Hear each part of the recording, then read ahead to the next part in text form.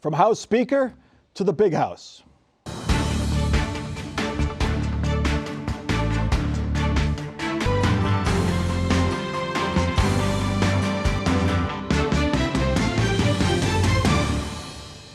Welcome to Columbus on the Record. A federal judge this week showed former Ohio House Speaker Larry Householder no mercy. Householder faced a maximum sentence of 20 years in prison for his bribery and racketeering conviction. Judge Timothy Black gave him all 20 years.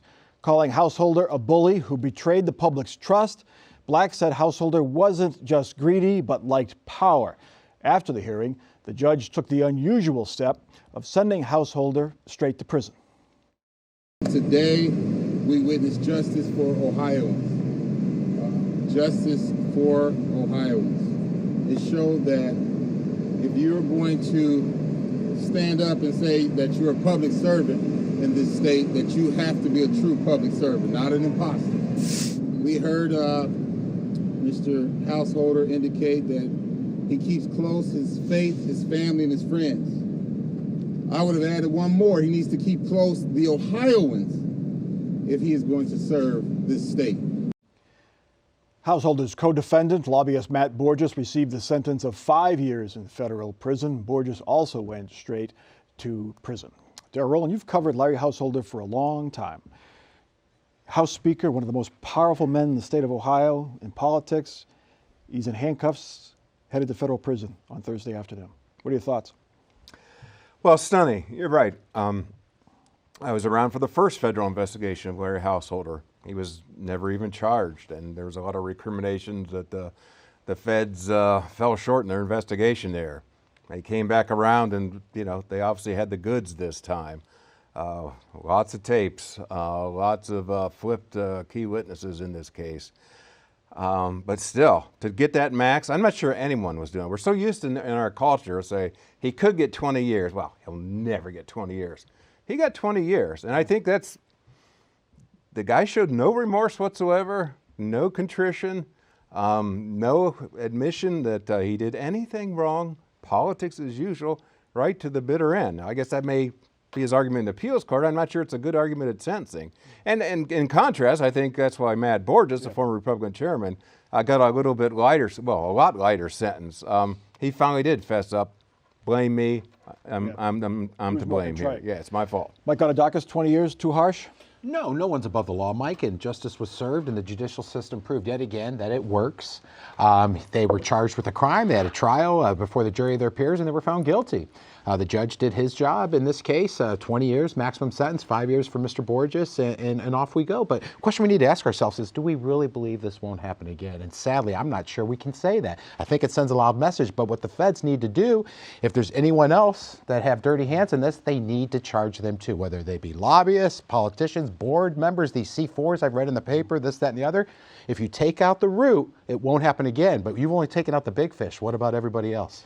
We'll get to the possible continuing of the investigation in a moment, but Desiree, do you think this will deter others from going down this road? I believe that others will think twice. They will begin to reconsider their relationships, the backroom deals that occur between corporations and politicians and lobbyists that often screw the general public. And here, that's what we hear from both the prosecution and the judge in their remarks is this is about Ohioans and how people with power, absolute power behind closed doors cannot just use taxpayer dollars to get one over, enrich themselves, and ruin what is supposed to be a great state and everyone's supposed to be fair and have transparency, whereas we're seeing corporations get giant handouts in the end. Larry Householder is a larger-than-life politician. The way he served, he was rough and tumble. He shot a TV in a campaign ad one time. But if he had not taken the stand in this case, I'm not sure he would have been acquitted, but he certainly would have not said the things that he said that were, found to be not true by the cross-examination, and the judge pointed that out in his sentencing. Well, right. And again, I guess he's in for dime, in for dollar. If I'm going to make these claims, you got to think, Larry has been able through, the gift of guile and the gift of gab throughout the last couple of decades in Ohio politics to somehow keeps surviving, gets beat down, he comes back even more powerful than before.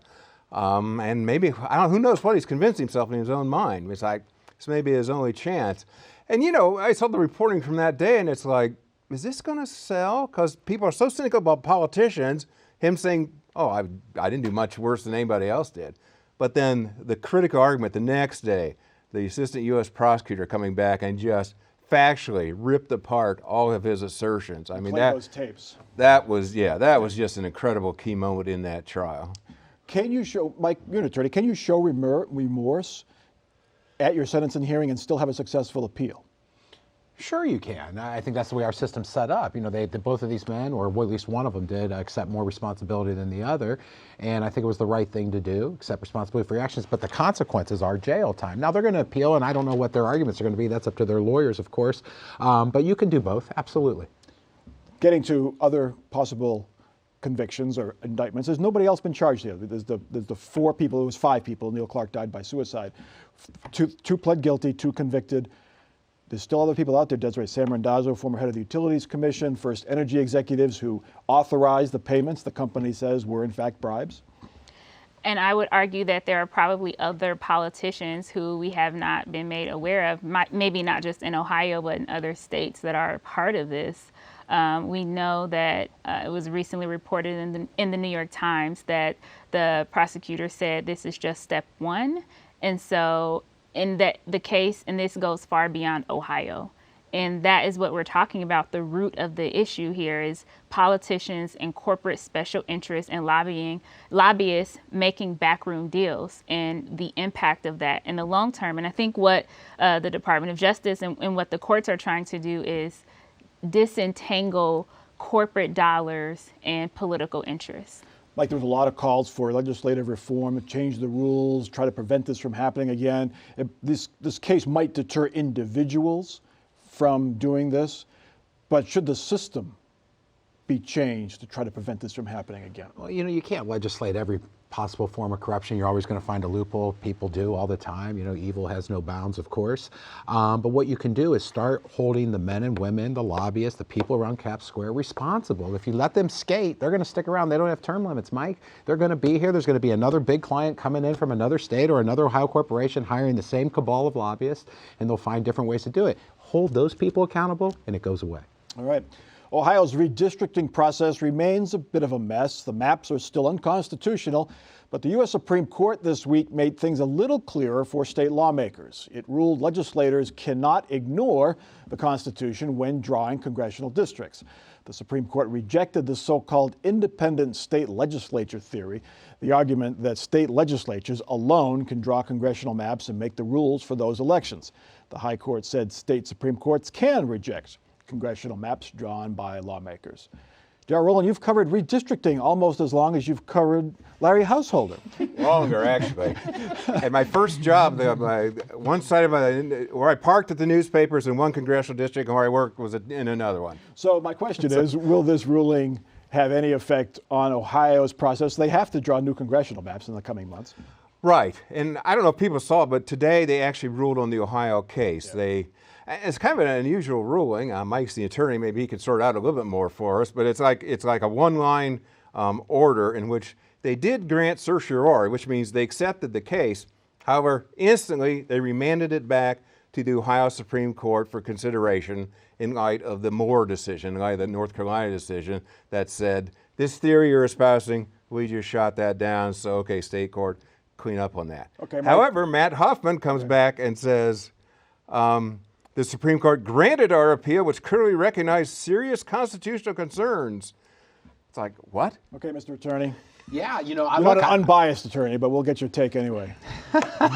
Look, in my legal opinion, or my personal opinion, it was a good day for the current structure we have in place, because the court could have just dismissed the Ohio's appeal, but they didn't. They actually sent it back and said, Ohio Supreme Court, you need to look at this again. And why did they do that? In my opinion, because the way the Maureen O'Connor court did last term, it's not justifiable. It doesn't hold legal water what her reasons were for denying the congressional maps. And again, we're not talking about the State House maps, just the congressional maps here.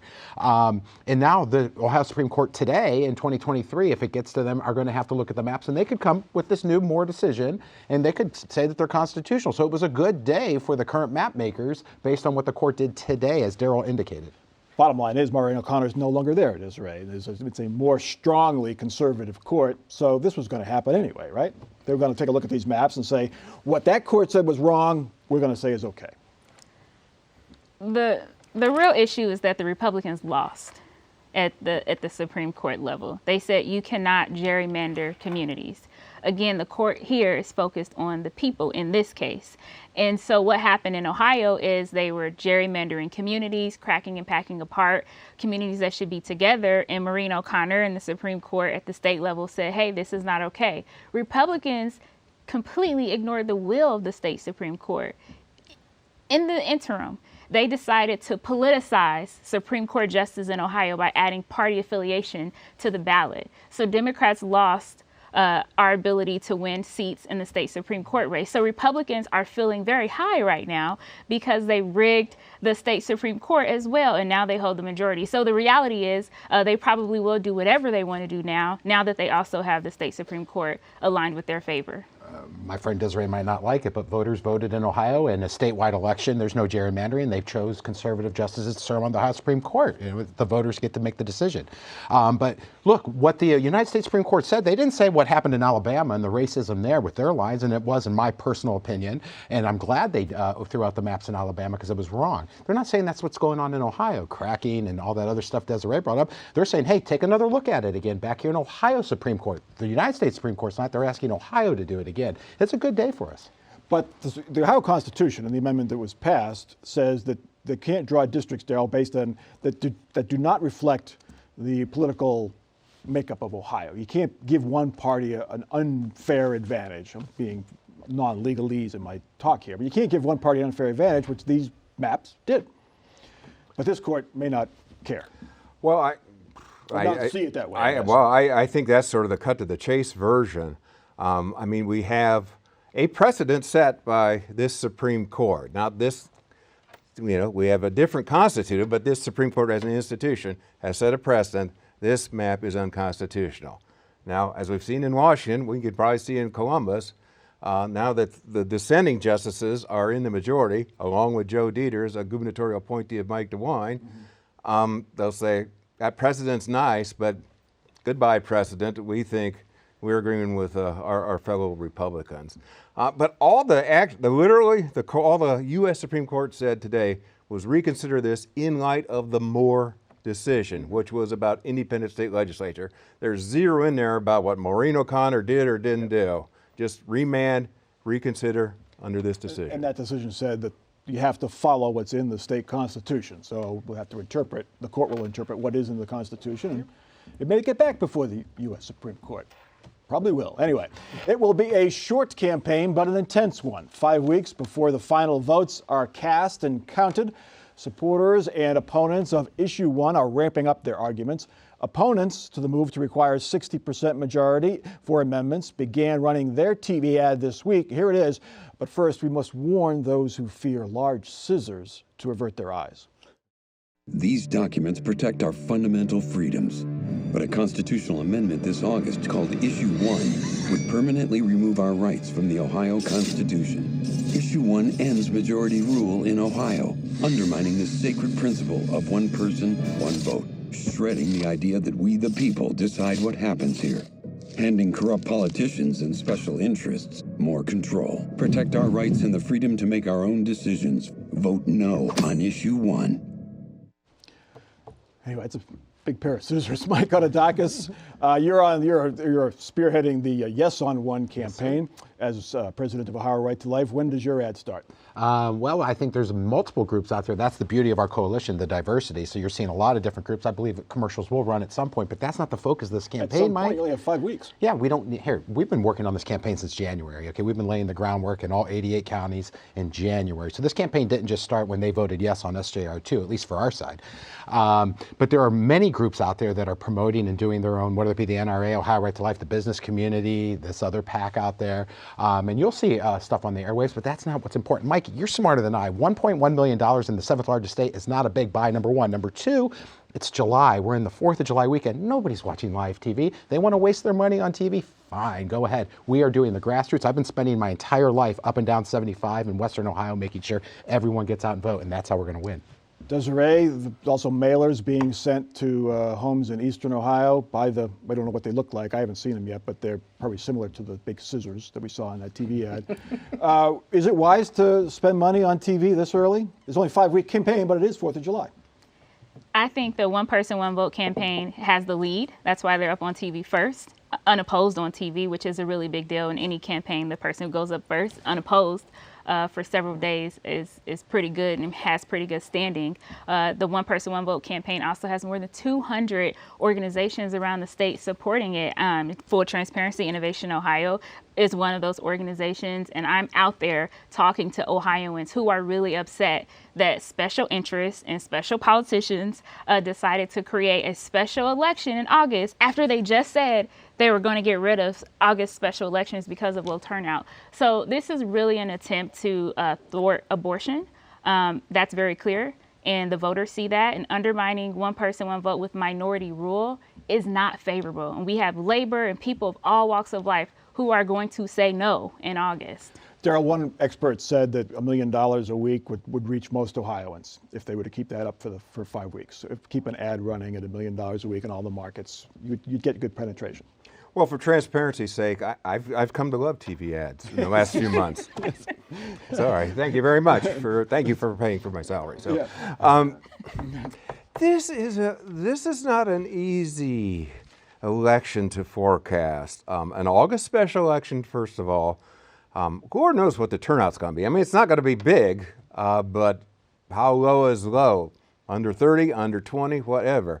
So the people you're going to have to influence, you have a much smaller universe. Mike and the other Republicans are out there. They really are doing the grassroots, pounding the ground. That's one of the strengths of the Ohio Republican Party. It's helped them in many elections past. They're out there right now. Desiree's right. There's an impressive coalition on the other side, union members. And there's going to be national money flowing into this. Now, this is, of course, just the preliminary for the big vote that we anticipate in November on should abortion rights be in Ohio's Constitution, because this will determine, does that need 50% plus one or 60%? So sort of like the old double mint commercials, 2 mints in one, 2 issues in one. So how does that all play out for August 8th? So this One Person, One Vote, we saw the ad, they're shredding the Constitution, taking away rights. They're not taking away all rights, they're taking away some rights when it comes to amending the Constitution. What will your argument be? Your argument is to protect the Constitution from special interest, correct? No, look, to answer your question directly, if we want to protect our values, we have to protect our Constitution, Mike. And if we want to protect our Constitution, we vote yes on issue 1. Whether you want to stop outside liberal interests or if you want to stop outside conservative interests from coming into Ohio. Look, I've got a laundry list of things I'd like to put in the state Constitution. If you want to stop me, then you want to vote yes on issue 1, too. This doesn't just apply to liberal interests. When you go to interests. churches and your grassroots organizations, Absolutely. Are you saying that, or are you saying this is a way to stop the abortion amendment? We're talking about all of the above, but of course, as president of Ohio Right to Life, I'm leading with my chin. My friends in the NRA are talking about protecting your Second Amendment rights. The business community is talking about protecting small businesses. There's a diversity of reasons to support yes on issue 1. Desiree, can you counter that grassroots organization? Is that enough organization with the unions? This is not a pocketbook issue. This isn't the collective bargaining measure we saw in 2011, where it was going to affect their paycheck down the road. This is more ephemeral. Will unions come out for that? This will affect our democracy and our rights. Minority rule in Ohio means that people who look like me, if we would have had minority rule, we would not have been able to vote. We would not be able to join the National Guard. We wouldn't be able to, I wouldn't be at this table right now. So minority rule means a lot to a lot of people here in this state. And certainly our coalition is very diverse. We have labor, but we also have students, and we also have members of the business community. The business community continues to tell the Republican Party today, please stop with the extremism. Please stop with the tax credits. What we need employees here in the state, and we need young people to stay here. What's happening is this Republican Party is leading this state into a very extreme position where people are going to flee. They're going to flee this state because no one wants to live in a democracy under minority rule.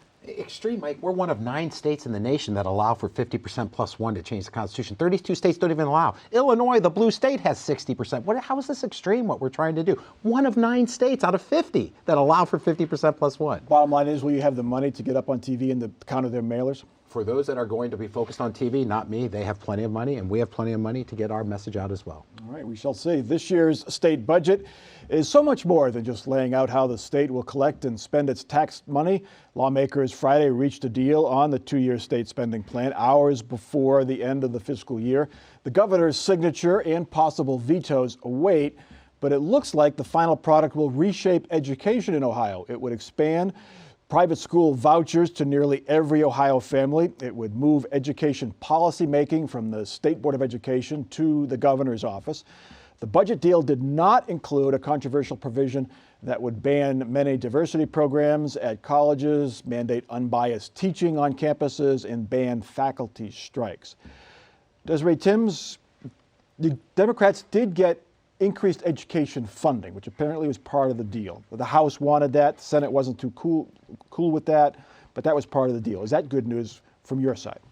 I think it's great news that public schools are receiving more funding. However, it's bad news that a lot of the private schools and made-up schools are going to also receive a lot of money with the vouchers. That is going to take away dollars from public schools. And we know from research that a lot of the vouchers go to upper middle class students who do not need them. And so this is a program to continue to defund public schools here in Ohio. And that's such a shame. And that's just the beginning of what's in this budget. I can't even begin on the free speech line items for the universities. Again, Republicans driving away young people and minorities in this state.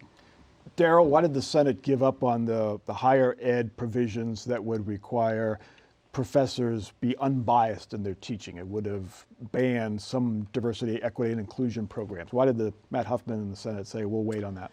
That's a good question. Who knows what goes on in those? It's not even the conference committee. It's just the Republican leaders meeting. It's okay. You want this horse for that horse? Can we trade? Whatever. It could be as simple as that. It could be we're across the street from a very influential higher education institution that may have played a role in that and raising perhaps some of the issues that Desiree raised.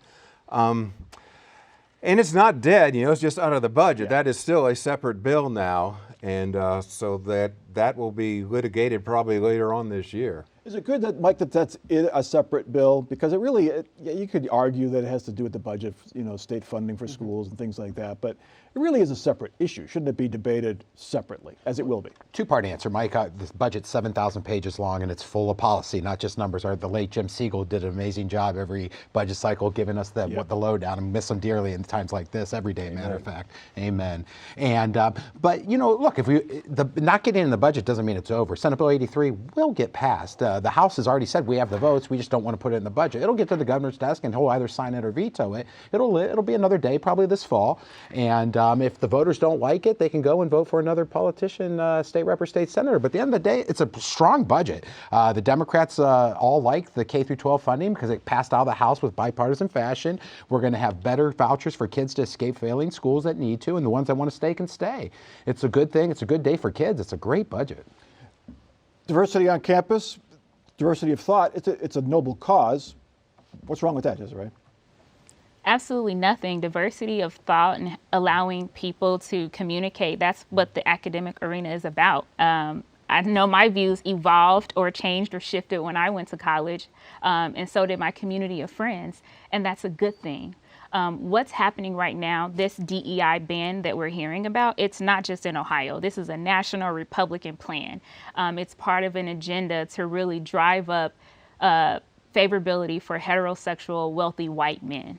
We're seeing that from the Supreme Court all the way down to state houses across the country. And it's not going to end well for Republicans in power. And I hope people do vote and find somebody else to elect who will support their values. Daryl, really quickly, just a few seconds. Mike DeWine's veto pen, anything he's already indicated he might slice out of this? I think we have to see the details. I mean, some of those things that would restrict perhaps his authority. I don't know if that 4-hour work or 4-day work week, you have to be in the office. I would think that would be a likely target if that's still in. Yeah. We do get a month of no sales taxes in August, as long as you don't spend $500 on stuff. So save your shoe shopping till August. It's time for our final off-the-record parting shots. Desiree Timms, you're up first.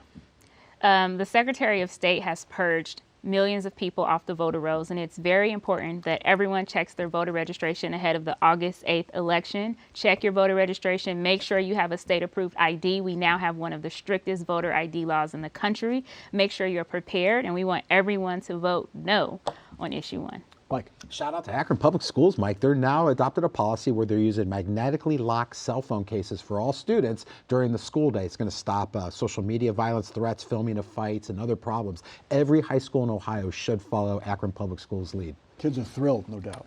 Daryl. We talked about the redistricting situation, and I think we're going to see another messy year in 2023 on how that's shaking out and all the politics. I think I would submit we're already seeing the politicization and some shaky information put out. It's not even historical revision. It's immediately after the fact putting a spin on it. So can't we really just discuss? We all agreed on this like 5 or 6 years ago. Can't we do this, Ohio? Yeah. The summer news slowdown is not going to happen this week. We have a big deadline, the deadline for supporters of the abortion rights amendment to get their signatures in. Also, the medical marijuana question deadline comes up this week. So we will know by next Friday, at least have a good idea whether or not those two issues will be on the November ballot. That is Columbus on the Record for this week. Continue the conversation on Facebook. You can watch us anytime at our website, wosu.org/COTR, or on the PBS video app. For our crew and our panel, I'm Mike Thompson. Have a good week.